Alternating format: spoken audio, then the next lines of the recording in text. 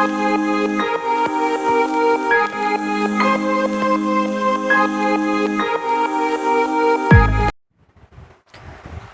वालेकुम स्टूडेंट्स, उम्मीद है आप सब खैरियत से होंगे। आज लेक्चर नंबर 3 के अंदर हमने सॉल्व एग्जांपल करनी है बाइसेक्शन मेथड की। हम बाइसेक्शन मेथड के बेसिक कॉन्सेप्ट और वर्किंग रूल को जान चुके हैं और आज हमने इसकी एक सॉल्व एग्जांपल करनी है और इस टॉपिक को वाइंड अप करना है। बाइसेक्शन मेथड की एक example paper point of view से बहुत इंपॉर्टेंट है। अलजेब्रिक इक्वेशन क्वेश्चन है, find real root of equation है आपके पास x cube minus x minus 4 is equal to 0 using bisection method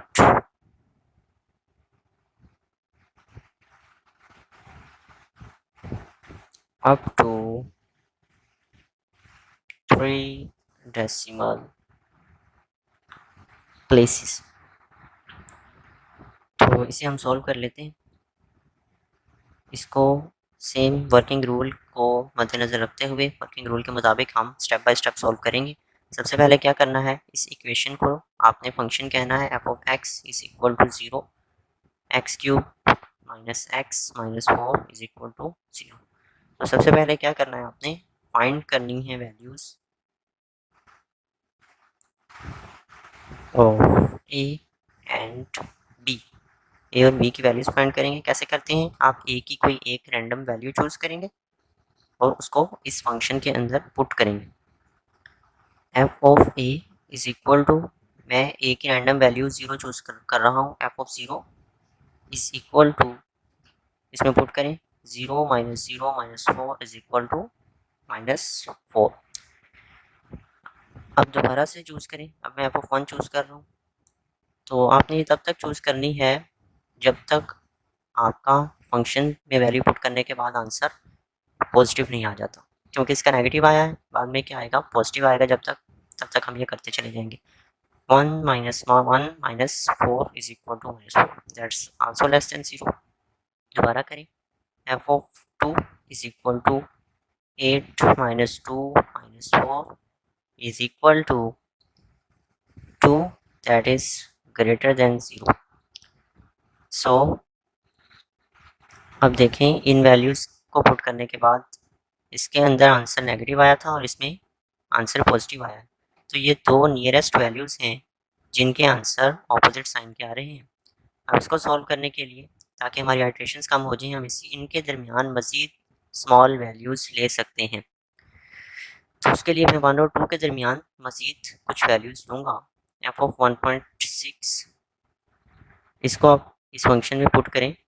1.6 cube minus 1.6 minus 4 is equal to, इसका जो answer आ रहा है कैलकुलेटर में आप इसे सॉल्व करेंगे तो इसका आंसर आता है -1.504, दैट्स लेस देन 0। तो इन दोनों के दरमियान आप वहाँ तक जाएंगे जहाँ तक आपका फंक्शन का आंसर पॉजिटिव नहीं आ जाता।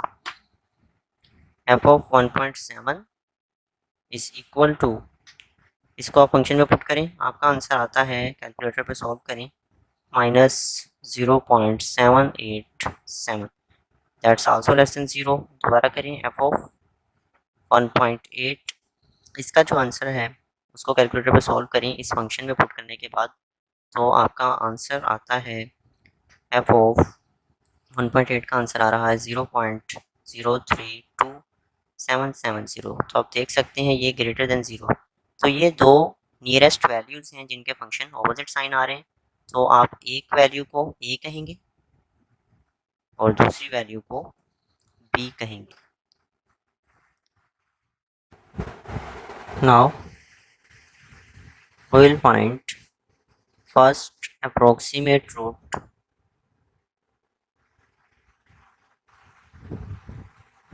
using bisection method।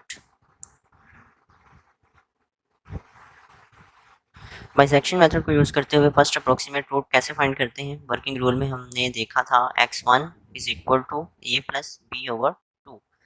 ए और बी की वैल्यूज हम फाइंड कर चुके हैं, उसको इसमें पुट करें 1.7 प्लस 1.8 ओवर 2, तो आपका आंसर आता है 1.75। तो रूट जो आपकी फर्स्ट अप्रोक्सीमेट रूट है वो इन दोनों वैल्यूज़ के दरमियान में लाई करती है। इसको दोबारा से फंक्शन में पुट करेंगे, f of x1 is equal to 1.7 cube minus 1.75 minus 4। Calculator पर इसे सॉल्व करें तो आपका आंसर आता है x1 का दैट इज़ माइनस 0.39। आप देख सकते हैं इस फंक्शन की वैल्यू 0 से छोटी आई है, दैट इज़ लेस देन 0। सो जो आपकी सेकंड अप्रोक्सीमेट रूट है वो लाई करेगी बिटवीन x1 एंड बी में क्यों? क्योंकि बी के फंक्शन की वैल्यू पॉजिटिव आई थी और x1 के फंक्शन की वैल्यू नेगेटिव आई है। दो अपोजिट साइन फंक्शन की वैल्यूज़ के दरमियान में आपकी सेकंड अप्रोक्सीमेट रूट लाई करती है। तो आप लिख सकते हैं x2 is equal to x1 plus B over 2। x1 की वैल्यू क्या थी? 1.75 प्लस 1.8 ओवर 2। तो इसे सॉल्व करें, आपका आंसर आता है 1.775।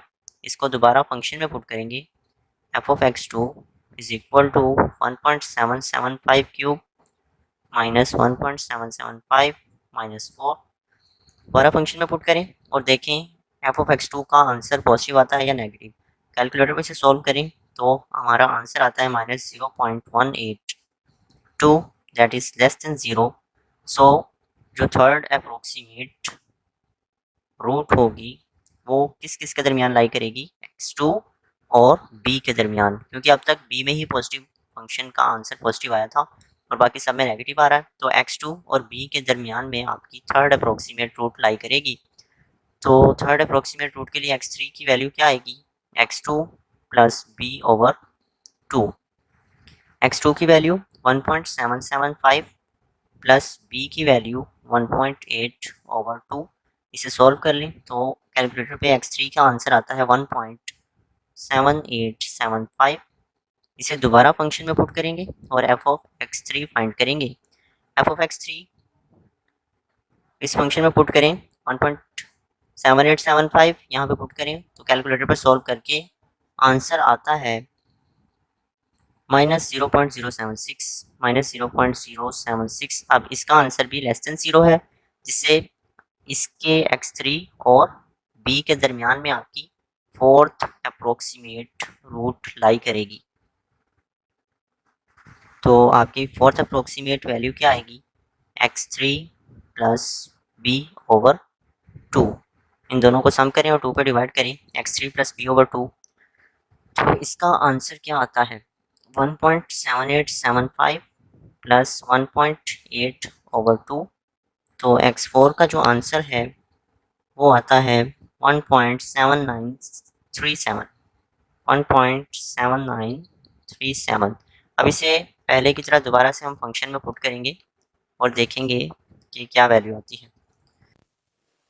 Now f of x4 is equal to minus 0.02, that is less than 0। अब x4 को जब हमने फंक्शन में पुट किया तो आंसर नेगेटिव आया। अब हमने क्या करना है? फिफ्थ अप्रोक्सीमेट रूट फाइंड करनी है। अब आप देख सकते हैं कि x4 का फंक्शन नेगेटिव आया है। इसकी अब जो फिफ्थ अप्रोक्सीमेट रूट होगी वो किन दो वैल्यूज के दरमियान लाई करेगी? It would be lie between x4 and b because b has function greater than 0 and x4 has function less than 0. So fifth approximate root lie between x4 and b. Now इसको bisection method के through हम fifth approximate root find कर लेते हैं। x4 plus B over 2। x4 की जो value थी वो थी हमारे पास 1.7937 प्लस b की वैल्यू 1.8 से 2 पे डिवाइड कर लें तो आपके पास आएगा 1.7968। 1.75। आप इसे कैलकुलेटर पर सॉल्व करेंगे 1.7966 आएगा। अब हम इसी x5 की वैल्यू x5 की वैल्यू को फंक्शन में पुट करेंगे। f of x5 would be equal to f of 1.796875 is equal to, function में पुट करने से आप कैलकुलेटर पे सॉल्व करें तो आंसर आता है 0.0048, दैट इज ग्रेटर देन 0। अब x5 का फंक्शन ग्रेटर देन 0 आया है तो अब b को छोड़ देंगे क्योंकि b की ज़रूरत नहीं है, क्योंकि अब ये ग्रेटर देन 0 आया और इससे नियरेस्ट लेस देन 0 x4 है। तो 6 approximate root lies between x4 and x5, इन दो के दरमियान में ये लाई करेगी। तो 6 अप्रोक्सीमेट रूट फाइंड कर लें। x6 is equal to x4 plus x5 over 2, that is equal to x4 की वैल्यू आपके पास थी 1.7937 प्लस x5 की वैल्यू है 1.79875 ओवर 2। तो x6 का जो आपके पास आंसर आ रहा है वो है 1.79753। अब आप क्या करेंगे, इसको दोबारा से फंक्शन में पुट करके देखेंगे कि साइन पॉजिटिव आता है या नेगेटिव आता है। f of x6 is equal to f of 1.79753। इसे आपने फंक्शन अलजेब्रिक इक्वेशन जो आपको क्वेश्चन में गिवन है उसमें पुट करना है। इज इक्वल टू, तो कैलकुलेटर में सॉल्व करें तो आंसर ग्रेटर देन 0 आ रहा है 0.0048, that is also greater than 0। सो तो अब हम अपने आंसर के करीब पहुंच चले हैं। 7th अप्रोक्सीमेट रूट क्या आएगी?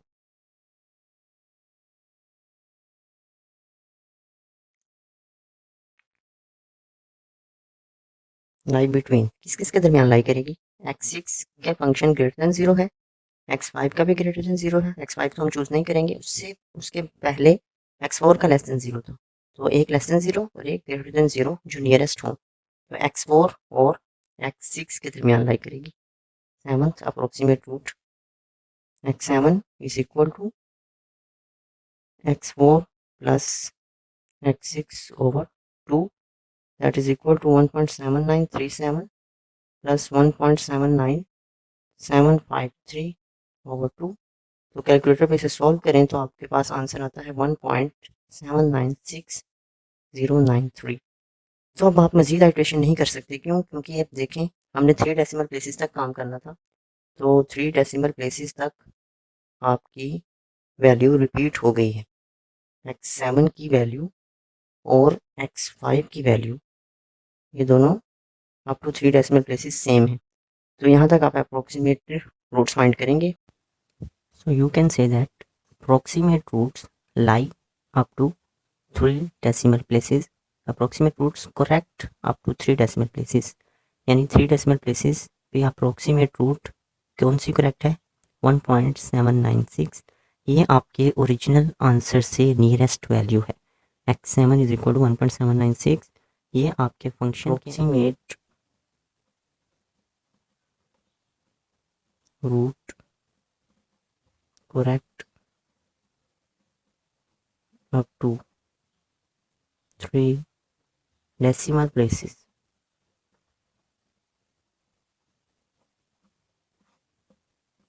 उम्मीद है आपको ये टॉपिक क्लियर हो गया होगा, एग्जाम्पल क्लियर हो गई होगी। अगर आपके पास ट्रांसेंडेंटल इक्वेशन आ जाए x of e power x is equal to 0, तो उसमें भी आपने सेम x की वैल्यूज ही पुट करनी है, a और b की वैल्यू इन वेरिएबल्स की जगह पुट करनी है और इसको सॉल्व करना है। और ये याद रखिएगा, अगर ट्रिग्नोमेट्रिक वैल्यू आ जाए sin x plus 1 is equal to 0, तो इसका जो एंगल है, ये जो x की वैल्यू है, ये रेडियन में आपने लेनी, तो आपने डिग्री में नहीं लेना वरना आपके इक्वेशन का आंसर गलत आएगा। इसको आपने रेडियन में लेना है और फिर x की वैल्यू सॉल्व करनी है डिफरेंट इक्वेशन से। उम्मीद है आपको क्लियर हो गया होगा। इसके साथ मुझे इजाज़त दीजिए। शुक्रिया। Thank you a lot all of you.